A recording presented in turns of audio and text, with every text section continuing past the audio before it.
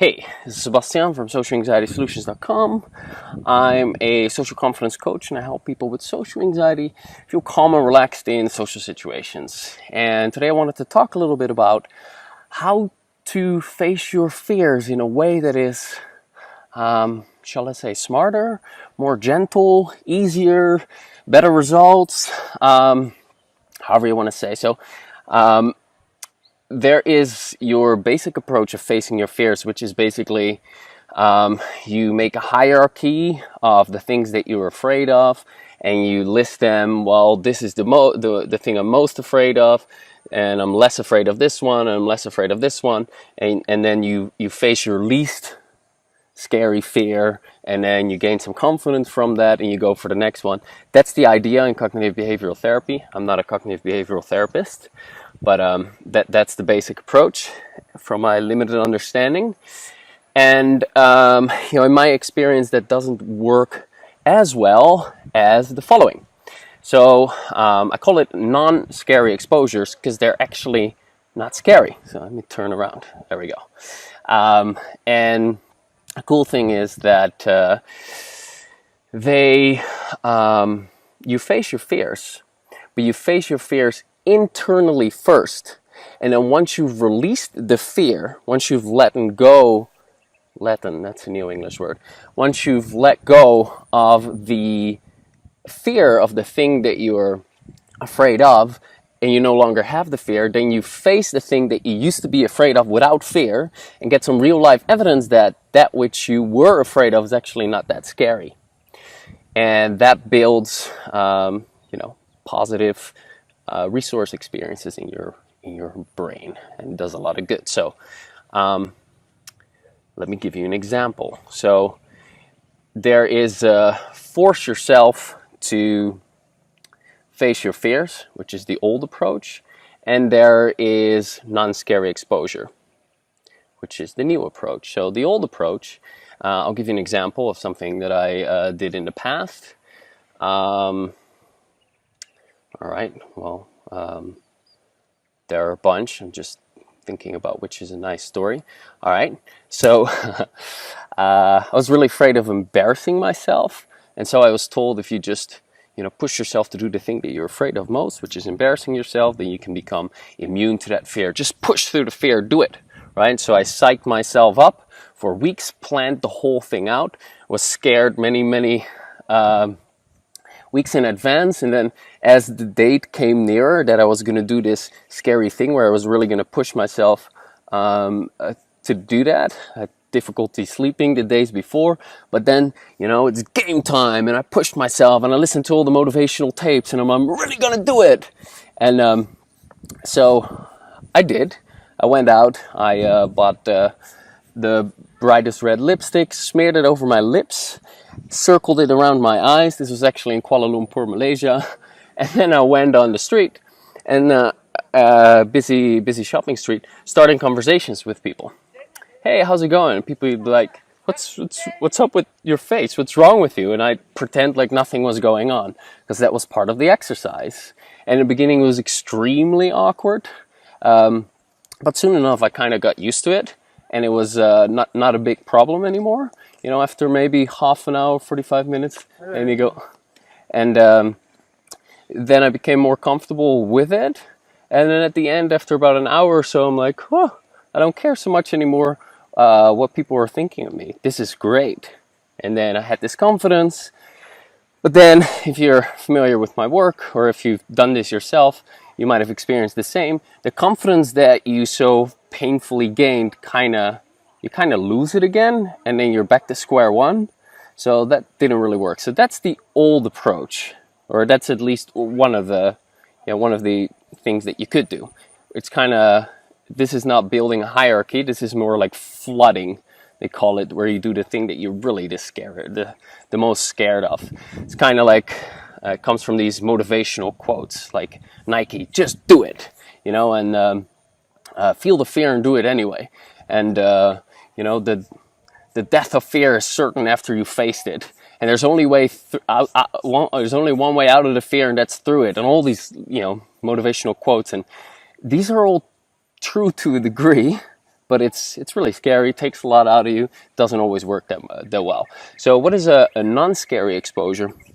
Well, non-scary exposure is this. So when I work with a client and a client has a huge fear of embarrassment, I wouldn't tell him to do what I did. Instead, I look at, all right, what are you so afraid of? Like, well, embarrassment. Well, why is it that I need to sit down. Why is it that you're so afraid of embarrassment? Why is it such a big deal to you?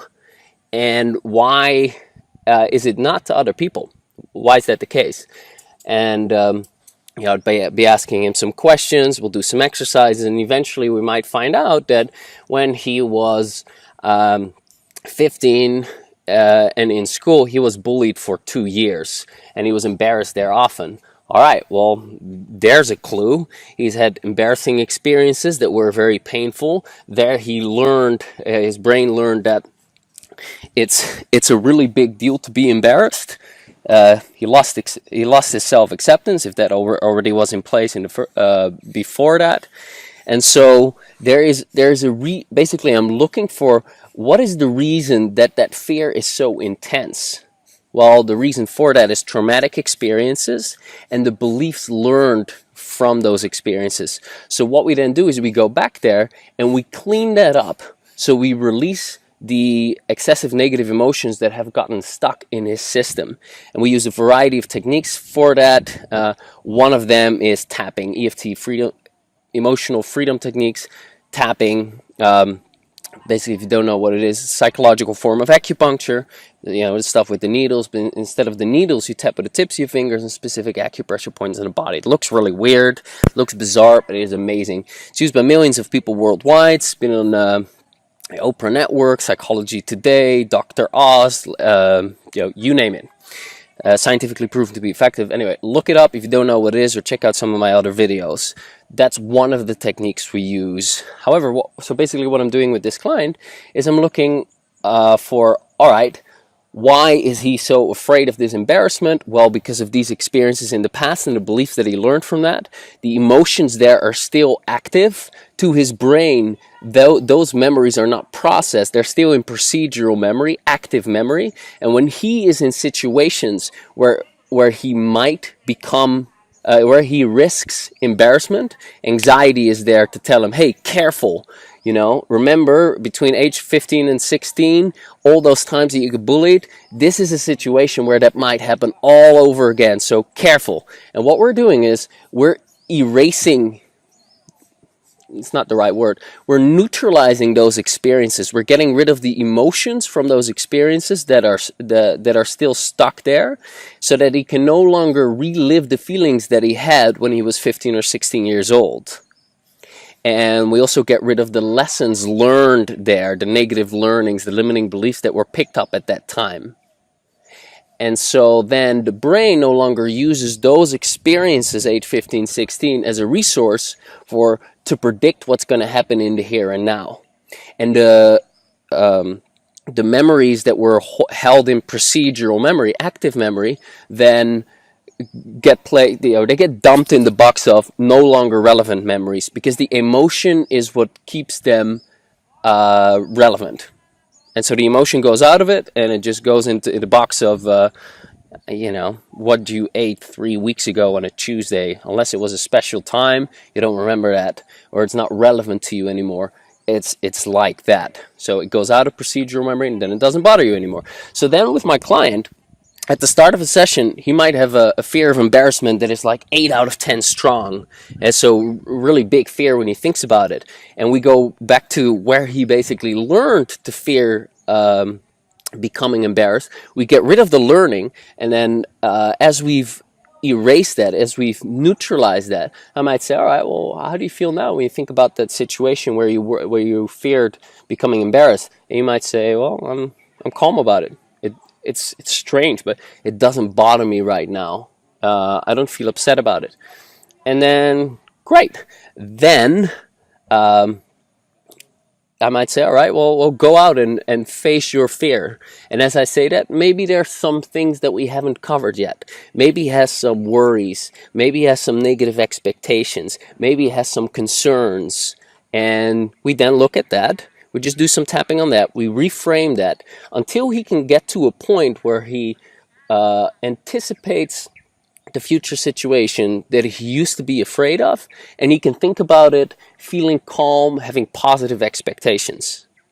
And then when he actually goes and does the thing, now he's comfortable. He goes through it. Maybe he gets a little spike up, but it's nowhere near what it used to be if he actually pushes through his fear. And he'll find, most likely, that he'll be relatively calm going through the experience. He'll likely have a good experience, and he'll feel calm at the end of it, and he'll have a positive resource experience that also goes counter to what he used to think. And now the brain will use that as a resource for predicting how things are going to be in the future. So that's a non-scary exposure, because the thing that you're exposing yourself to is no longer scary. So that's the latest, and that's a really cool way to face your fear. So, I did this myself just last week. I'm living here in Bali, and you have all these odd and weird workshops here, and there was an intimacy workshop. While I don't have social anxiety, this is something that I'm like, okay, well, I'm not sure if I'm too comfortable about that. So I just looked beforehand. All right, do I have any fear about attending a workshop like that? No, not really, but I have some negative expectations. All right, so let me look at that. What am I what am I worried about? Wrote down one or two worries, did some tapping on it, reframed it, and just came up with some reasons why I wanted to do it. Well, so I can connect better with people, so I can go deeper in my relationships. So I have a new experience, so I have something to talk about on a video, and so that I challenge my comfort zone, so I can expand my comfort zone and become comfortable with it. So anyway, so I did that, had positive expectations, went over there, was very interesting. There were indeed definitely exercises I had never done before. Started out with walking around in a room with 40 people, making eye contact with someone, and then eye gazing for a couple of minutes. There was like sitting back to back and synchronizing synchronizing your breathing. There was giving a hand massage and giving instructions, all sorts of things to see, hey, do I have some discomfort here? And if so, great, because I'm going to use that afterwards. After the workshop, I'll sit down and I'll do some tapping on the discomfort that I have uncovered. So in this way, you actually face your fears, and if then something comes up for you, you're like, great, now I can address this and I'll be more comfortable next time, which is fantastic. So facing your fears no longer is just something I've got to grit my teeth and push out myself through it, and afterwards, finally, I survived, now I need to recover for a while. No, you actually go through it with positive expectations. You get a great experience. I felt great afterwards. There was one thing I was a bit uncomfortable with, and that was giving a compliment. I'm not very used to that. Probably a bit with my upbringing and my culture. The Dutch are not very complimentary people. And yeah, so I just looked at that afterwards, and I made some more inner growth. I expanded my comfort zone. This is not pushing yourself beyond your comfort zone. This is expanding your comfort zone by doing the inner work to be stronger, to get rid of the fear, because the fear is there for a reason, the learning experience that you, or the painful experience that you had in the past. You address that, you get rid of it, you expand your comfort zone, you go through the experience, you have positive resource memories now that your brain is going to use to predict future experiences, and everything is just a lot easier. So this is a way to face your fears in a smarter, more gentle, more efficient, long-lasting, you name it way. So, hope this has been helpful. If you have any comments about this, feel free to put them under here. If you want more videos like this, every Thursday I create one. Hit the subscribe button here or wherever it is placed. And check out my channel. I've been making videos for a long time. You can see video testimonials of people that I've helped overcome their social anxiety completely. Some in as little as 3 coaching sessions, some I worked with for a longer period of time. You'll find these video testimonials on my channel. And I have a podcast where I interview Western traditionally trained psychologists who have incorporated energy psychology into their practice and have seen the results with their clients go through the roof. People that wouldn't be able to get results now get results. People that normally take years now only take months or even weeks. It's amazing. I have PhD researchers that I interview, best-selling authors, doctors, therapists, coaches, psychotherapists, you name it. So that's the Social Anxiety Solutions podcast, which you can find in iTunes or on my channel. And I mentioned the EFT technique. I have a free social confidence starter kit where I actually teach you the technique for free over a series of videos, and I guide you through an experience of it. You can check that out by going to the link below this video.